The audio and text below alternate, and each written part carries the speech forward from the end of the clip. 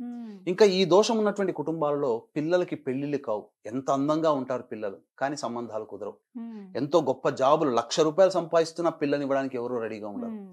ఈ దోషం ఉన్నటువంటి కుటుంబాల్లో పెళ్ళైనా కానీ సంతానం కలగదు. ఐవీఎఫ్ ట్రీట్మెంట్ అన్ని డాక్టర్ దగ్గరికి పోతారు. మంచిగా ఆనందంగా ఉండండయ్యా! మీకు సంతానం కలుగుతుంది అని చెప్తారు. కానీ సంతానము కలగదు. కలగదు. హ్మ్. అలాగే ఈ దోషం ఇప్పుడు చెప్పుకోబోయేటువంటి దోషం ఉన్నటువంటి కుటుంబాల్లో తరచూ హ్మ్. డైవోర్స్‌లు అవుతూ ఉంటుంటాయి. హ్మ్. అలాగే ఎవరైతే కరోనాలో చనిపోయి ఉన్నారో హ్మ్. వాళ్ళందరికీ కూడా ఈ దోషమే ఆపాదించబడి ఉంటుంది. హ్మ్.